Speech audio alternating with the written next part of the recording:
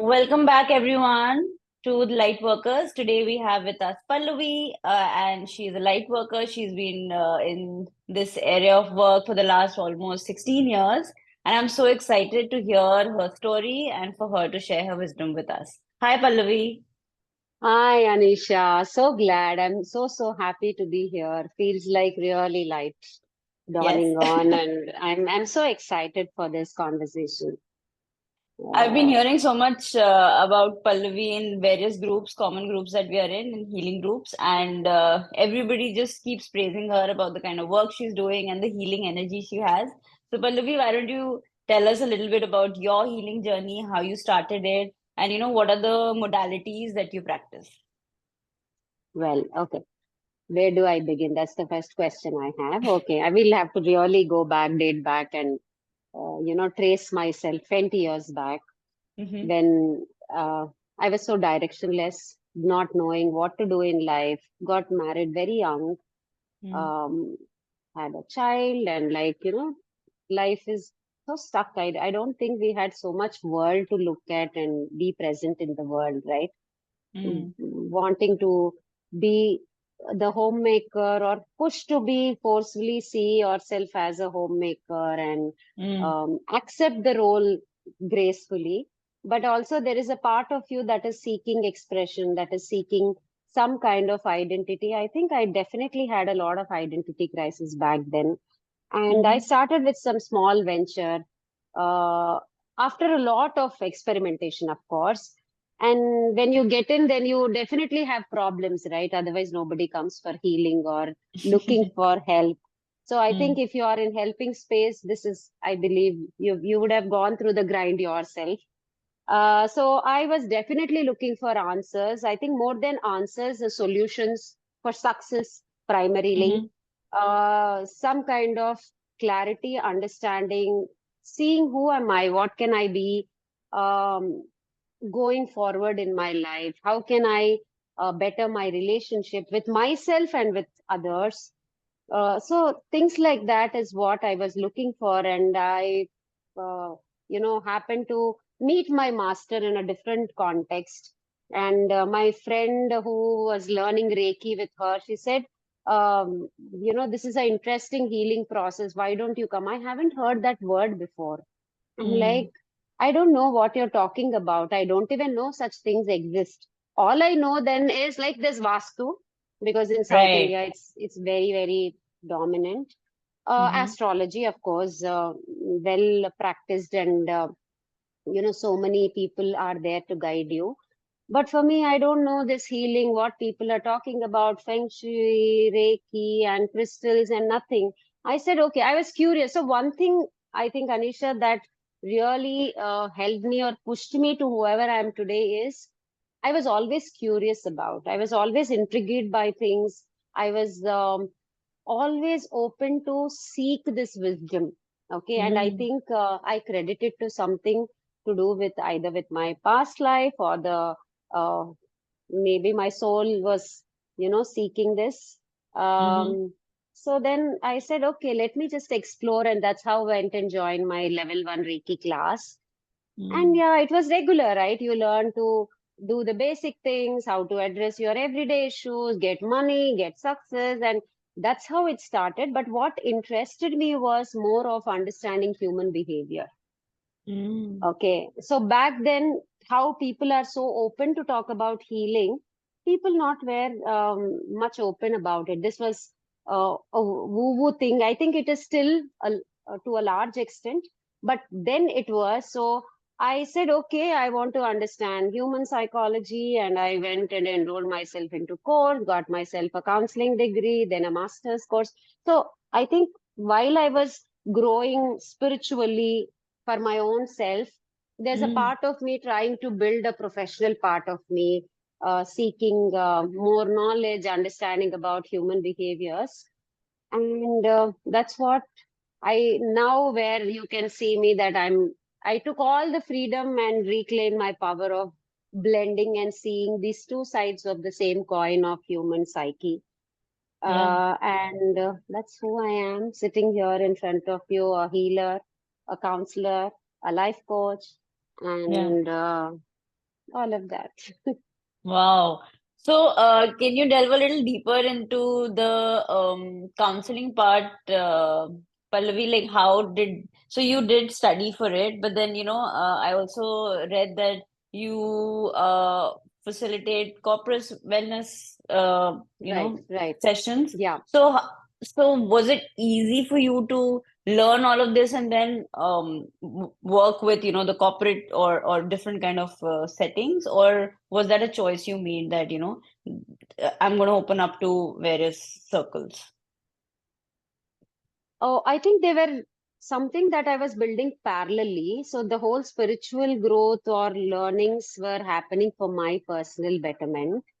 Yeah. Whereas I was seeing all of this gathering, understanding, knowledge about wellness from a psychology standpoint or the behavioral science was more to serve the community because, like I said, starting my life without any identity, I had this huge fantasy of becoming a corporate employee Mm, and being there in that space and doing something. I carried that dream, and thankfully I think I could really live that dream in the mm, space that I chose to. So that was something really miraculously happened.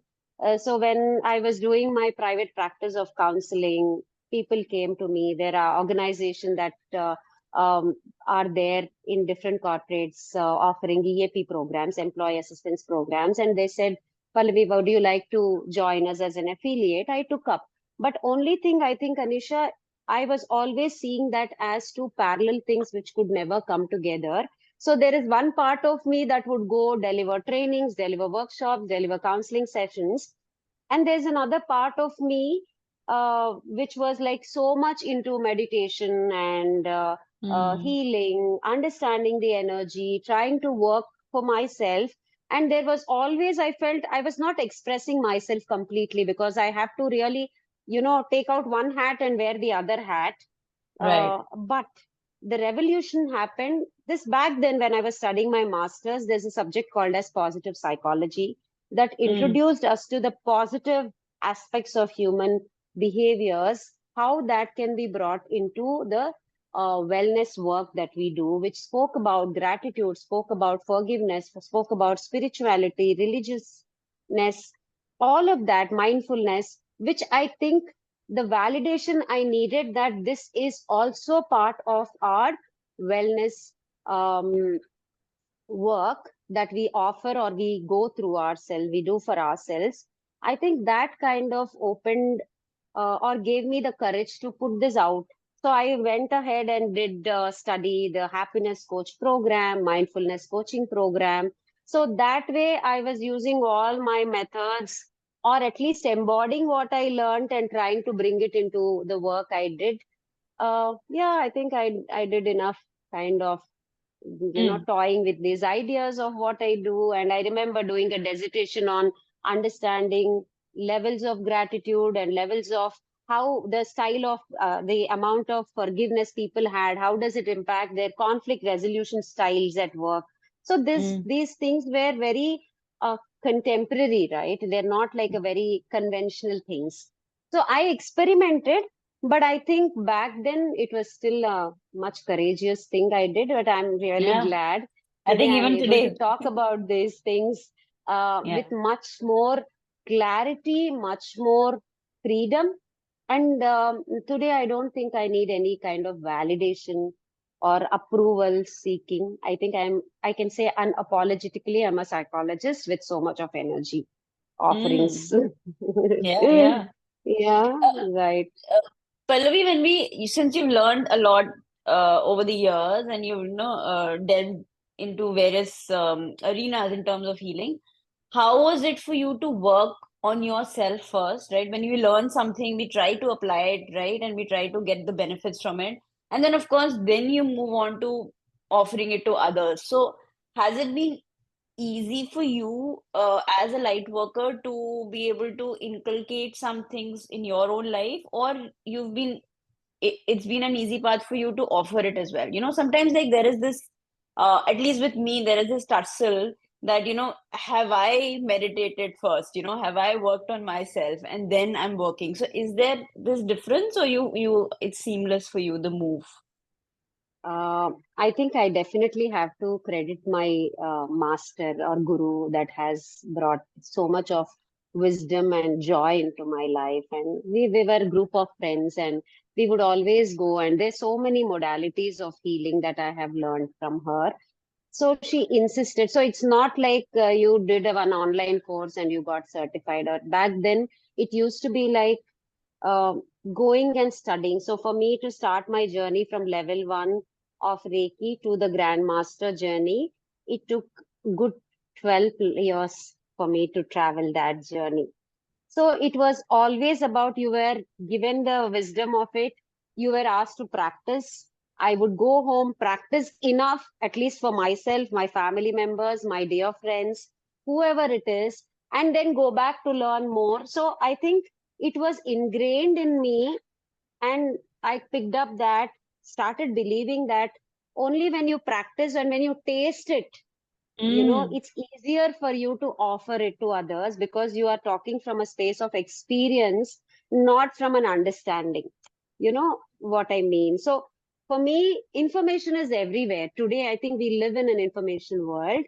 With the kind of intelligence people have, understanding is like super. You can understand things very well, but only when you experience, when you are able to deep dive and collect those corals, collect those precious things, right? mm, That is when mm, you are able to offer people from a space of um, conviction, belief, because that has been my journey, right? Throughout my life so far, I've always been looking for validation, approval, some mm, endorsement, that, okay, is this right? Is this, or how do I handle people who are skeptical about this work? What would I answer if people say so?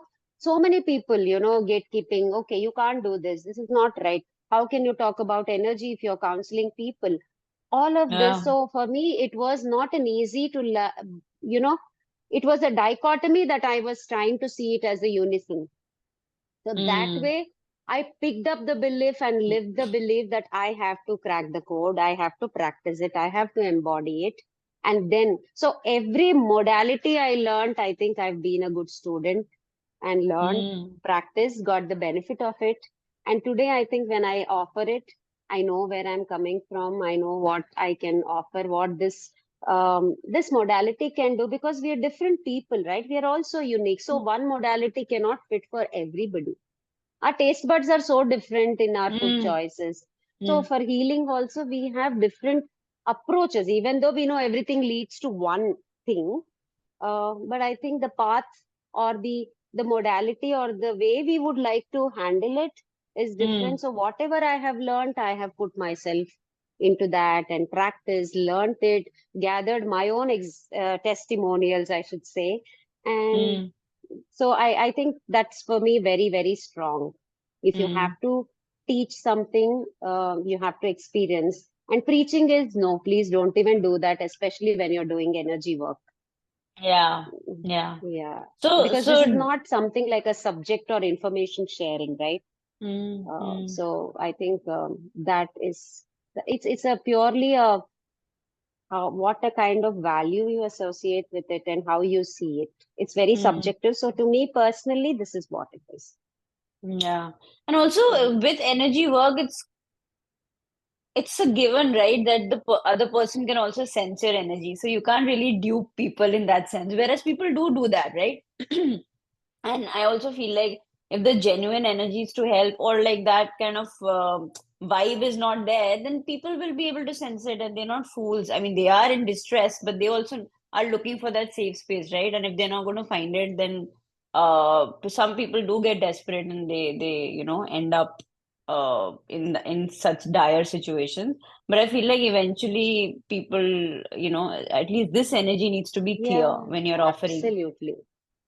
Mm, Absolutely. And I think the highest responsibility is not that with somebody will catch you or find out. It's about the keeping your conscience clean. End of the day, if you are into energy, you understand how energy works, you understand that there's a past that brought you to the present, and this present is defining your future. Live with that freedom, live with that responsibility, live with that kind of clarity that when you go to sleep every day, you don't have to worry about what you have done, Mm, mm, mm, because end of the day, people, the amount of trust and faith they instill to what you are here to offer, it's a huge energy again, right? So mm, you're mm, actually transacting that, what mm, the energy you send and the energy you receive in terms of money, their hope, their belief in you, their trust in you, it's huge. Okay, mm, so you can't meddle with that. So I think for me, that's more than important than somebody would find me, catch me. No, no. I mean, like, anyway, there's so much more. You want to do whatever you want to do, world has a place there. But what is very important is how would you want to experience your inside self? mm, That's mm. very important. Would you like to be at peace? Would you like to be that calmness and go back saying today I think purpose is a word which is used by many. So when you're Mm, talking about meaning and purpose, then let it come with huge responsibility. mm. And once you know that you are here to serve people for a purpose, then have the responsibility to give what you can give and refrain what you cannot. But Yeah. don't, because it is going to haunt. It will come back. Yeah, yeah, yeah. Yeah. I mean, in working with energies overall, Pallavi, what is the role of faith in your life over the years? Oh. So from being a non-believer, maybe because I was born in a very orthodox family, Mm, where things are just pushed onto you. You have to do these things. Puja has to be in certain way. You have to recite so many mantras and some elaborate rituals, processes. So as a young Pallavi, I had resisted them a lot. But when I really realized the essence of it and how it has helped me, like for example, simple chanting, right? mm, Uh, how every mantra actually has an impact on your system. How simple rituals of lighting lamps or lighting a candle, even we do it in our generational healing work, how that helps you connect. I think once you pick up the essence of it, then the meaning of it changes. And mm, to me, I think I was very lucky to learn about these contexts not only from books and research based practices but also different people. Like I said, I would always seek knowledge, understanding. My inquisitive curious mind was always restless in getting all mm, of this. So I think those places definitely helped me to change the way I look at faith and associate faith, and I believe it's very important because end of the day you need to have an anchor to something. What is it? Faith mm. can be on anything. The object of faith can be different. It is very subjective, but having faith is what is important, because end of the day we all need one that strong thing that can bring you back to the shore and say, hey, you're safe, you're taken care of, don't worry, everything is going to be good. I think for me, faith is that, and that's very important. What you Mm, choose is personal choice. To yeah. me, it's God, it's Reiki, it's um, all the divine forces. I believe in all of this. Mm, And I'm open whatever you believe, but believe in something. That's what I always tell, believe in mm, mm, something, because it's important for you to find that object of faith. And for me, mm. coming from a land of where we worship gods in the form of idols, you know, everything changes. A rock can become God provided you are having faith in that. And that's what is your connection is. So to me, Yeah. that's an important aspect of this work that I do. Yeah. And how do you make peace with situations, that don't go in your favor? I mean, there are ups and downs all the time, right? So do Oh, you yes. does the faith vary, or how do you what's the process for you when it comes to faith and things in your life and everyday Uh, situation? uh, okay. It does vary, definitely. I'm no different from many of them there. I think what is that I can say here is I think the suffering is minimized now. Like, let's say there's a situation that upsets me. Hmm. If there are situations, there will be situations which would go out of your plan, and Yeah. you will have the unpleasant surprises life throwing at you. But for me, the suffering that has come through those situations is being minimized because of my faith. Say, for example, I was having living in another office space some time back, and suddenly, for some reasons, I needed to vacate. I think if it was my previous me, the older version of me, I would go panic, I would get upset, I would get irritated, I would say what. But this time, I think my perspective was very clear. Okay, I think this is happening for a bigger purpose. There's much more. So I just said, okay, let me sit down and process this. And I think I like to have phrases in my head so that they are my guiding, Yeah, like, light, I would say. So I picked up this phrase in one of the learnings I had. Rejection is redirection. And this is my something there, the visual reminder I keep for myself. Okay, rejection is redirection. So how am I going to look at this? Okay, so mm, which means I am being rejected to operate from this space, but where am I redirected to? So I did my meditation, I did my healing, I would pray to my all the divine forces that I believe in, and then I said, okay, let it come. I'm open to receive. I did my affirmations, I did everything, and miraculously I found a place just 2 minutes and better place. Everything is much more better here. Then I think couple of such experiences. This is the latest when I'm talking to you. So what happened is, from being very confused, lost, uh, hurt, from that space to moving to a space ki, okay, I know, let me explore what is this going to be like. I'm letting things to mm, unravel by myself. I think that is what has been more fulfilling and easier for me. Now I think I'm in a better place to mm, handle things, and I think that's great. That's yeah. great. From suffering from days and months and weeks and days to, okay, I know something is going to be good. I think that's a great place to be. Yeah, yeah. And was it easy for you to make this transition? Of course, it wasn't overnight, but for people out there who are listening to you, Pallavi, do you feel like people can get there without having to toil through life? See, it's definitely it wasn't overnight, but it is a possibility. How did this possibility come? Let me explain. First thing, that we are always a situation, there's a um, cause that has an effect on us, right? And this cause, the trigger, it first lands in your brain, in your cognitive space, bombarding you with so many thoughts. So, Mm, first is very important to calm down your brain and talk to it, help it gain perspective, understand insights. Then comes, how are you going to move further?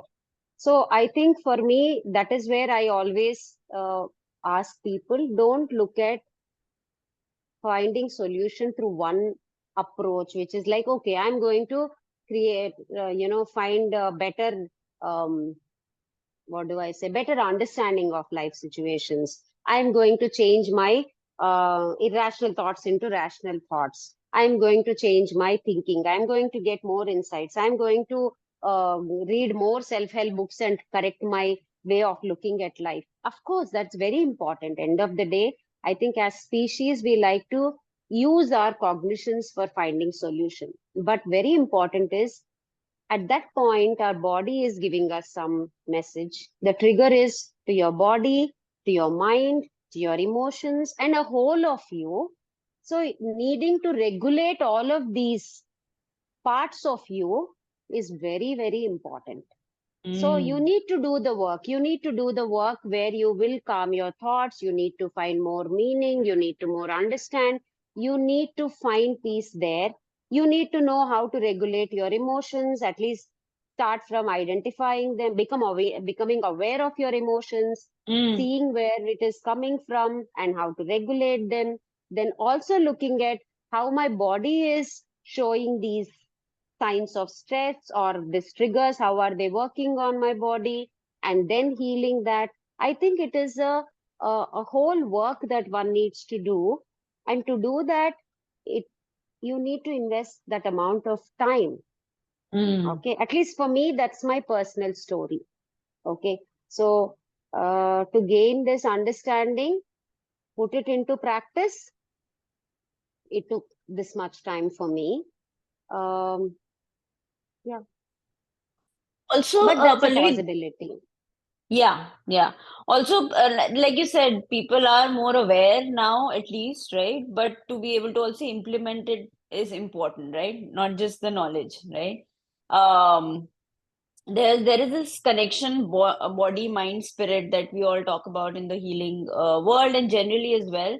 It's for me at least, the mind and the spirit is something that, I definitely work with, but the body part, I am also just now understanding the somatics, there is some trauma in the body, we need to address that. So I feel disconnected with this part, mind, body, spirit, even though it's always been there, right? Because the body is the tool for the manifestation.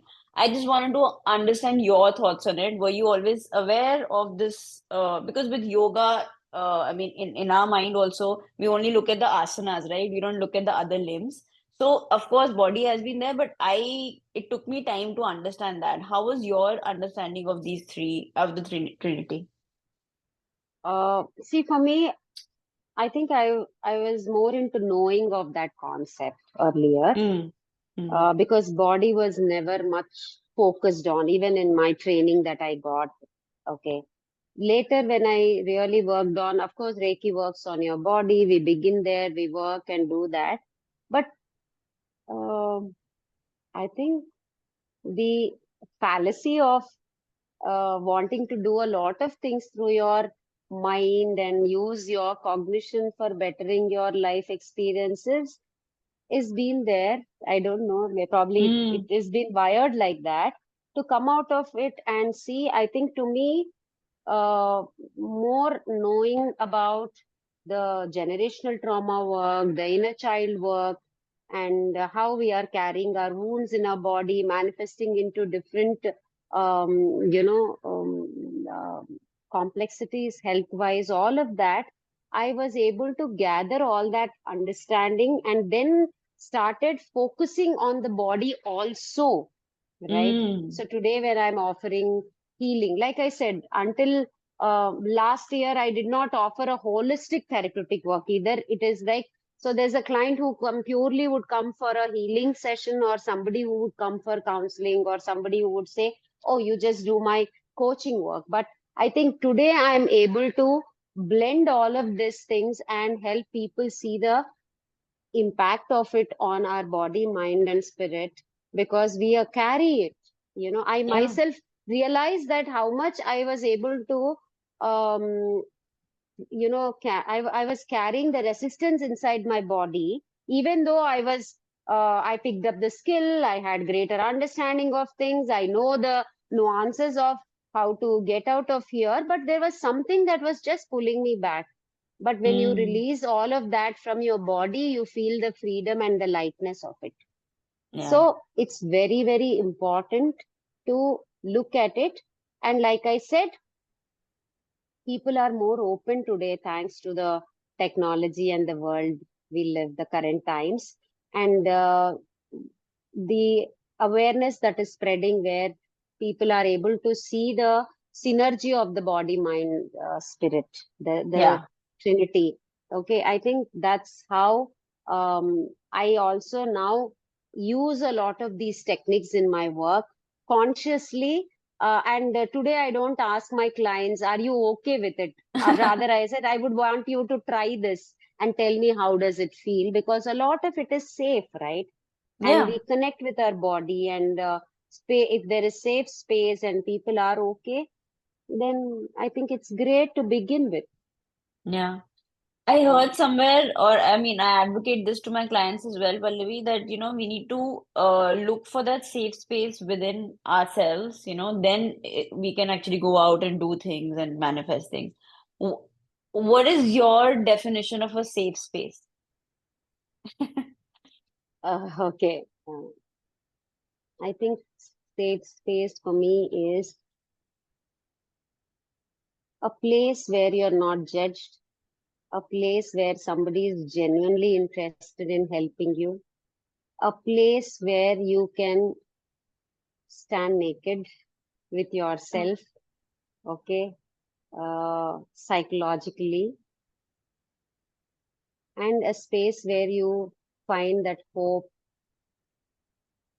and can see possibilities of what you can become, Mm, right? Because when you are in distress, you don't know that there is light that exists out there, right? There's so much of darkness. So safe space is where very um, carefully sensitizes you to light, introducing without pulling you inside, but holding your hand, allowing you that time and space to open yourself up to seek that. I think for me, mm, that is very important. Today, I feel many people say that, okay, you do this, then you are going to get the result. Okay, I'm doing it. But again, for me, I always tell, we are not human doings, we are human beings, right? Until and unless mm, my being feels that inside and I'm open to receive, have patience, that let me open up bit by bit, and when you are ready. So the process is not pushing that somebody that, okay, you pass from gate 1 to gate 2, gate 3, there you are. Okay, I believe that we should help people enjoy the journey of their growth and transformation, and mm, that is providing a safe space. So providing safe space is not only providing a safe, beautiful, wonderful space like we have here, but a space where you are getting the time. You know what this journey is. I myself took 12 plus years to get where I am, right? At least. And mm, still, the journey is on. Uh, so I think having time, having people, a person at least, somebody, and a lot of hope, hand holding, tools, techniques, everything, mm. I think Yeah, culminates to the safe space. yeah, beautiful. Um, do you get clients, Pallavi, who do not trust the process or don't know how it works, but still see results? I think trust is the result of certain experiences, because there are always experiences before people arrive at the trust factor. So to me, I think genuinely sitting here, I'm here to help people get the understanding of what we do, like the awareness, providing awareness, Yeah. educating them, and then giving them simple experiences that would make them find the value in what we do and see the impact of what we do, and then come back to saying that, okay, I want a little more of it, or I'm open to this. Like for example, I'll Mm, give you, I used to have a client. This client started her growth journey with me last year, 2023 January, and I would mm, only do counseling work, only purely counseling work back then. And every time she would come, work, open up, restructure her thinking and restructure her understanding, go back, and still she's there in the same place, come back with same set of problems. I think for many, many, many, many weeks and months, I only provided safe space for her to come and went out without mm, judging. But every time she could come, I would tell her, this is not the end, and there is life beyond this, more hope. And because of my learnings, my understanding, my desire to offer more to my clients, I could introduce her to more modalities. And they didn't know. She didn't know what Reiki was. She didn't know what sound healing was. She didn't know what crystals were like, what EFT technique is, what Bach flowers do. But then, minute they find that confidant person, they find somebody who's genuinely interested in their growth and transformation is and sitting there with patience. Okay, Yeah. for you to open up, for you to take your time to offer yourself into this learning, understanding, I think then they would slowly incline to this work.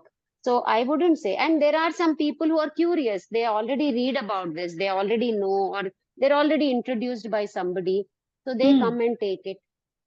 So I think there are, but to me, I think faith is personal experience, and um, human beings become significant, um, I think, impactors of that trust factors, right? So it's not like I'm trusting a process, I'm trusting the person who's introducing me to the process. Because to me, Hmm. most of my learnings happen because I believed in this person. My learning with the person was great. It gave me the results I want. I knew how genuinely the person was there throughout. That is what helped me trust the process. So the Yeah. object of it is very important before. So like you say, for me, I think Guru is more important before I meet the God, because he is the one who's introduced me to God. Okay. Hmm. So Yeah. that way, process is the same, but how you are helping them experience the process is the responsibility that lies in you. You are the moderator, the mediator. Yeah. Okay, so that is what. So trust comes later. First, it's experience. Ensure that the experiences are good. Do your best. I'm not saying every time you do it. There are many instances they backfired. Okay, my Yeah. intention was great. I did a great job, but it did not result in the outcomes that the client was anticipating, and I took that. But I said it's okay. I did my best. Hmm. Okay, and then this is how it was meant to be, and then you leave that and move on. Yeah. So I did have another question, but since you just said this, there is another question that popped up. When you said that you leave it, so there is a component of surrendering there, right? So what role has surrendering played, not just in your life, but working with people? Because many a times, like you said, we give our best, but maybe there's a higher purpose, maybe there is something else that needs to come in, and we need to be open to it. Sometimes the clients can't see it because they want a certain thing, but that's where our psychoeducation also comes in. But for you as a light worker, did you do anything specific to inculcate surrendering? Or sometimes, we are even forced to surrender. So how did it work for you? Well, I think that's a very interesting question. I think I myself have the hard time learning the art of surrenderance. Okay, because it was not easy. Like I said, when I stepped into the space of healing, it was always about wanting my wishes to be fulfilled, getting what I want, and never getting upset, not getting disappointed. So, off with all this, surrenderance was, I don't even know if it existed in my dictionary back then. But then, when you realize that the outcomes are not in your control, but the actions are. So the intentionality is very important. Genuinely giving your 100% plus is very important. Doing everything best that you can do. And then having the awareness that this is not the only identity that you would want for yourself. In the sense, sorry, I think I would just rephrase it. Without depending on the outcomes as your identity. Like, if I want to be called as a light worker, if I want to be called as a psychologist, if I want to be called as a good healer, if all of these are controlling me, I'm under the pressure to perform, Mm. right? And that is when it impacts me. So I think, Anisha, for me, greatest practice has been, even today I try my best many a time. Sometimes it's very seductive, right? To get into Mm. this whole identity, because you anyway feel you are above all of that, and you are helping mankind, and with the wonderful definitions people give to this work we do. I think don't get into that trap of that identity that, oh, you are somebody above, and Mm. then because you are above, people are going to entrust their faith into you, and you have to make it work, and then you have to make it work. So that haves and shoulds and all of that gets burdensome on you. Must do it, I have to do it, I should do it. No, Mm. I will do my best, genuinely. So I keep my intentions very clear. I am willing to walk the extra mile for my clients. I keep on myself learning, every day growing, because I believe in continuous learning. And I make sure that this identity is not that would define my complete self. I'm here for a purpose. I'm placed for a purpose in this space at this point in time, and that is the only thing I have control on. And I will Mm. influence my best that I can. And given the outcomes, it's everything. Today you call it as soul contract, it can be called as karma, it can be called as destiny, whatever people want to call it as. But to me, at every point in time, I ensure that I am there with my client, and that's the Mm. best thing I can do without getting myself attached to the outcomes. So if they get great outcome, not because of me, the credit goes to them. Mm. If they Mm. do not get the outcomes, I take the responsibility, but I don't beat myself up. Yeah. Okay, that was a lesson. Um, I think many lessons put together is what this essence is for me.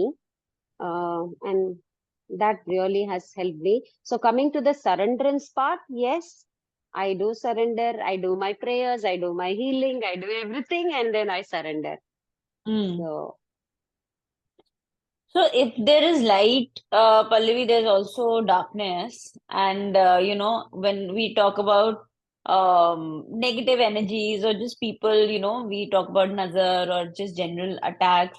How first of all, do you believe in that? And if you do, or if you don't, why? And like, how do you protect yourself? Because in this energy world, sometimes we are giving out so much light. There can be other darker, spirits that get attracted to it. So then, is there a particular protocol that one should follow if you would like to share? the one thing is energy exists in all forms, Yeah. right?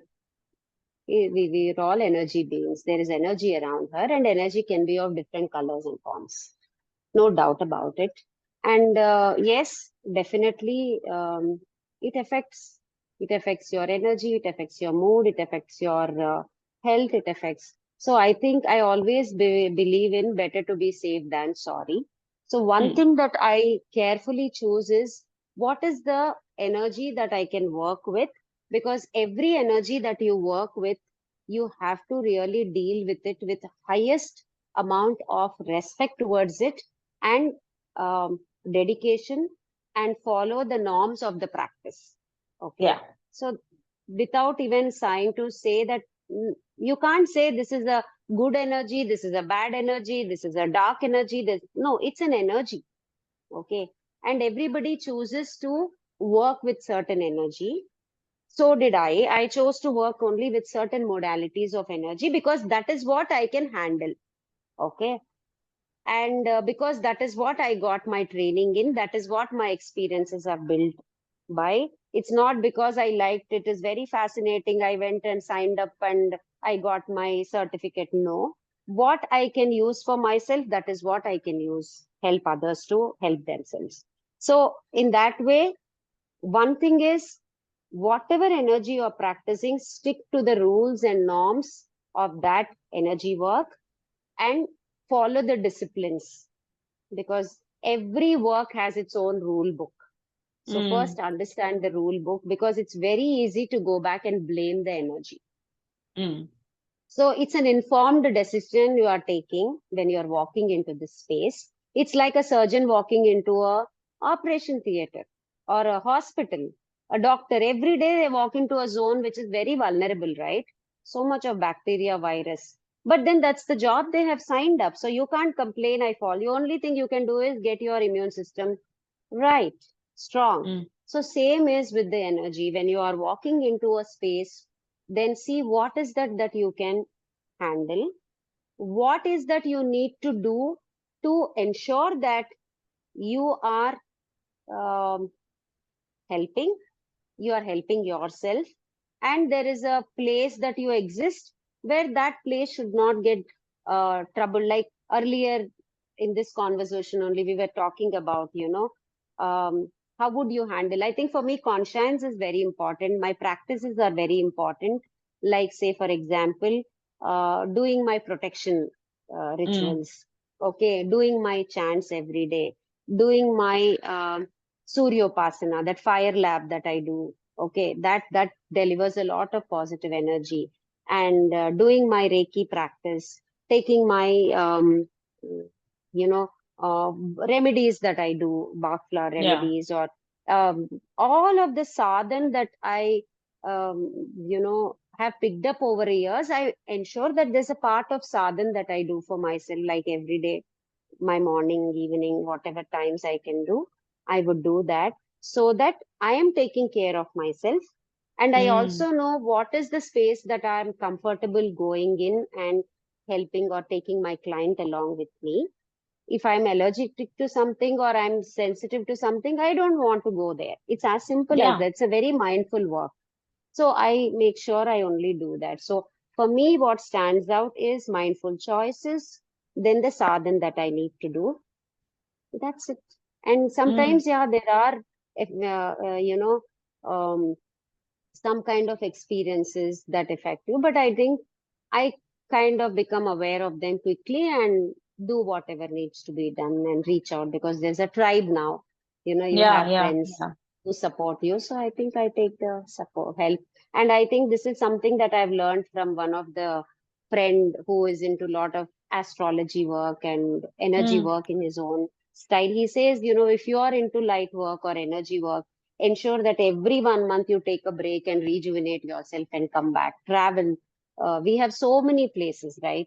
Yeah. Holy places in India here. And there are so many things that you can do. Do your release rituals regularly. So much of knowledge and tools and techniques are available. Use them, cleanse them, equip yourself with that, rejuvenate, replenish your energy, all of that. I think if you can do that, it is definitely of great help. Yeah. Yeah. So taking care of yourself. Just another segue, Pallavi. Working as a healer and then, working with people, like that business aspect. How easy or difficult has it been for you to transition or to bring the two together? Was not easy, Anisha. I definitely will say that. One, to me, this is not a business. There is definitely an element of money.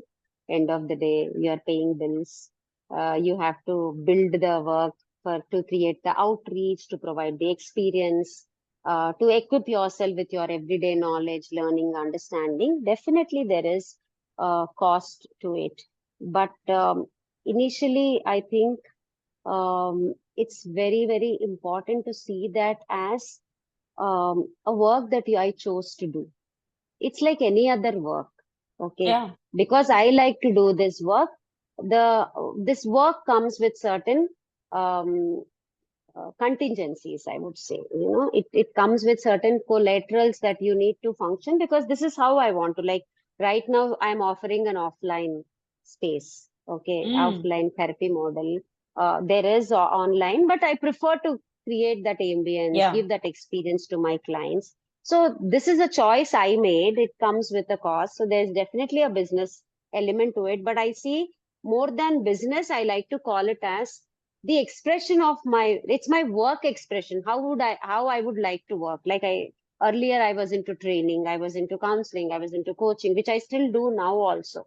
But today Mm-hmm. I'm pulling myself out from there. I'm trying to more do the energy work, more Mm. amalgamate my course counseling and coaching work with energy, which means I chose to be here in this space and create more outreach to people. I'm saying that I'm more open to provide these services, bring this work to all of you. Having said this, there is money involved. So you need to see how you're going to position your work for yourself, not for the world. Mm, First, what this work means to you.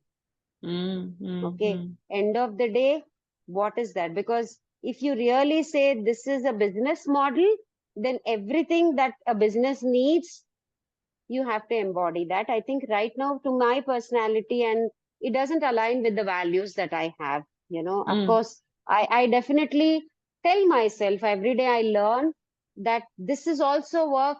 This work needs money, you need investment, you need to spend, you need to get. Of course, I understand the dynamics of it, but yeah. beyond all of that, this work is a sacred work that I chose to do. Yeah. And this is a responsibility that I have taken. Now I see it as work with lot of meaning and purpose. Yeah. So I'm more cognizant about the choice I've made, and I'm more responsibilities to the role that I've stepped into. And Yeah. I think I've learned to be more assertive, Yeah. to talk to people about this work and what these offerings would cost. Also, at the same time, I've learned to rationalize how I am seeing it, how my own beliefs, how my own traumas, how my own inner voice is, you know, uh, gone through different process, and how I have tamed it to evolve it in a certain way today, where I can say, yeah, without any problem, I'm able to ask money for the work I do. Yeah. Okay. Yeah. I think that's been a growth journey for me. But also at Mm. the same time, this is not business. I'm here to serve. But yes, this doesn't come for free. I think I mean, nothing we can, comes for free. yeah, we can call business as service, right? And sacred as well, Yeah, right? yeah, of course. The internet Mm. services, the media services, everything. So I'm here to serve, but because I put in my energy into it, Mm. there's an energy exchange that is Yeah. involved Yeah. here. Okay. And Yeah, and that's important. Pallavi, were people I've seen, I don't know if they are, because it took me 10 years also to understand, the potential and to understand and to call it something. Sometimes it can be empowering to call it a certain word, whatever you are doing.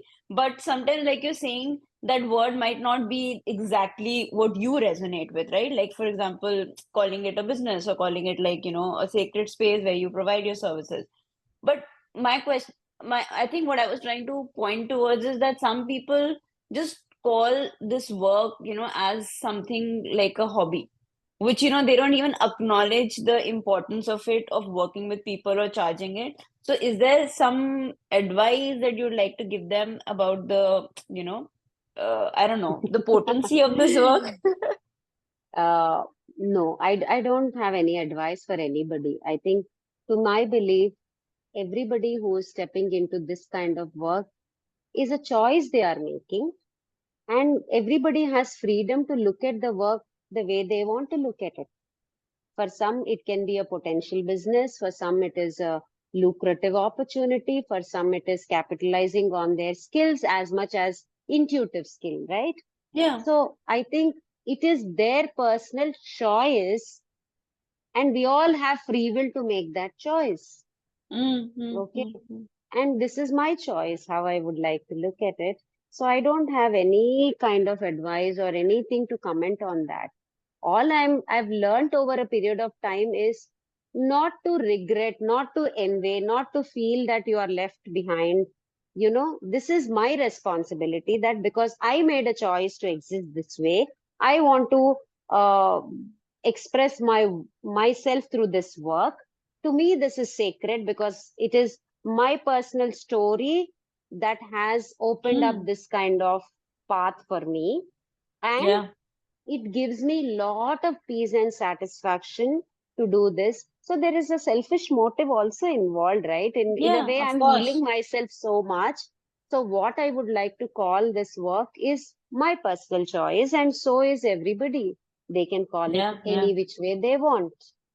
And I think that's my take. Pallavi, if they can, if people can find peace in what they're doing, I think that's the best thing we can do, right? Absolutely, absolutely. That's the only thing Yeah, we all want. See, we want yeah, a world which is full of peace and happiness. So yeah, figure it yeah, out. yeah, yeah.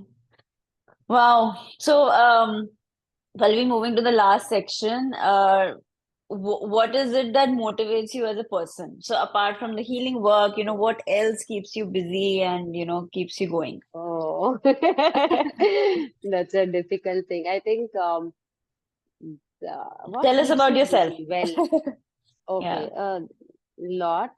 I think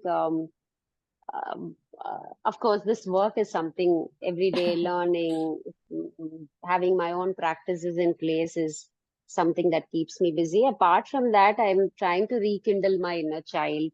I like Mm, to, because we talk so much about somatics, yeah. I like to exercise a bit. I like to, you know, I'm now planning to take lessons on dance and Wow. I like to help and do some service. I am a big animal lover, so I have a group of 40 stray dogs that I feed on a daily basis, take care of their Wow. medical needs, rescue them. So that's a big chunk of work that goes in. Um, and I like to kind of coach people who are in this space. So I take lessons for them. Nice. So I think that's, and a family to take care of, husband, son, a dog. Mm-hmm. All of that keeps me busy. Yeah. Yeah.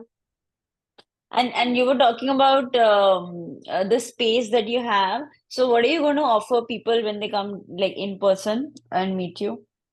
Okay, this is place and I call it Tathastu. So Tathastu is the blessing coming true. That's the blessing. Okay, whatever you want, so be it. Mm-hmm. So here we offer a spectrum of services, right from counseling, coaching, therapy in its indigenous form. Apart from that, we also provide services in terms of generational trauma therapy work, inner child therapy work. Then we offer Reiki. It's a Reiki school basically. I teach Reiki. I provide Reiki healing Mm-hmm. services. Then people are, given different healing. So it's like when they buy a package to work with me, this is an integrated work that I do. I'm nowhere, like I said, Mm. this has been my growth where I'm not saying that I will only do counseling or I'm saying if you're open, please, this is an integrated service that we provide. So I have different programs for pregnant women. We have programs for people who are going through menopause. There are programs for employees because most of it either it is stress related work or it is for them to develop their professional self, which again Mm. comes working on themselves from an integrative standpoint. Yeah. So that is one thing we offer. There are different modalities we use, for example EFT, Bach flowers, crystal work, then sound healing work that I bring in, uh, like that. So there are many modalities that we offer here as Beautiful. a service or as the approach that we take in helping people, and which is, of course, talking is how we connect with people. So counseling becomes an integrated part of the work we do, and that's what Mm. Tathasana is all about. And Wow. family constellations Yeah. is what we do. Workshops is what I'm, doing. Manifestation workshop and all of that is what we Mm. would be doing here. So all of this is in person, Pallavi, or there are online aspects as So well? yes, we have both. Like, Okay. in person is great because I believe in experience. The Yeah. place Yeah. has to heal. So, like I said, Anisha, I think I want to unburden myself that I am the only change agent here. No, the Yeah. Yeah. place is what would offer them, and they can take Yeah. whatever right from. So the speciality of the place is we have crafted the places right from how it serves your sensory perceptions, the smell of the place, the feel of the place, the look of the place, uh, as simple as what you get to drink as the tea and coffee here, there's so much of work that we have done. So depends on the mood Mm. that people are coming, for the purpose they are coming from. Are they coming from relaxation, for the relaxation purpose? Are they coming to take more hope from this place? Are they coming here to find solutions? So we have used an amalgamation of infusions, right? The tea Yeah. infusions and Bach flower remedies, all of that, that would the Ayurveda, Mm. some understanding from that, and we have created. So everything that is served here, right from what you drink, what you eat, what you feel here, sounds you hear, I think all of that is built to Mm. meet a purpose and to give you an experience of what healing looks like, the holistic healing sanctuary that Asta is all about. And that is what we want. So I invite people to come here and you take it. If you are not able to, well, we are there out online also. Online as well. Mm-hmm. Yeah. Yeah. And you're based out of Hyderabad, right? Yes. Okay. I'm gonna put Hyderabad. the, I think you did send me the brochure, so I'm gonna put all the information in our show notes. That will Uh, be so great. That will be so great. yeah, and yeah, just moving to the last question because this podcast is about miracles and transformations. So if you could share some stories, client stories where you've seen miracles happening, that would be great to inspire people. Yeah. Okay, so like I said, I used to do a lot of counseling, coaching work, and not introduce energy as a modality for change or betterment. Of late, I have started doing so. So I have couple of clients where the client started with counseling journey, looking for some kind of guidance, some kind of support, and we were trying a lot of things, and but the progress was not as much as I could see, with in comparison to the time that she was investing. And Mm, one fine day, I said, okay, let me not do this. Probably I could gather all my courage. I was announcing my Reiki classes, and I just happened to send it to her and said, would you like to try this? This is also something I do. Like, being mm, very tentative about things. I think that's the change that I can personally share about my growth journey after the whole of the 8 steps learning that we have got. So I just sent this and said, okay, you are open to, find if this is your calling. And immediately my client said, wow, why not? I would like to. And then she comes and attends my class. And the class happened. She finished her level 1, came back to level 2 because it's a group class. She had a good made good connections with other classmates and shared, and nowhere I mentioned that this is my client and she's come, so it is mm, up to their freedom. And after this I realized that she walked into she was waiting in the lobby when she had come for her own therapy later point in time. She was interacting with another client who had come for this new client and old client and interacting. And while she was sharing her story, she said, the best part of the therapy for me, life changing, was taking the Reiki class, because she said she felt so autonomous of, you know, finding life back, mm, healing the aspect of having to give up on life, because she feels now she has something to fall back. There's something that mm, is much more higher that she can use and be covered by, protected by, find answers, solutions. And she said that has been something um spectacular for her, that brought in this new life for her, where now she is, that changed her outlook towards life, her own life.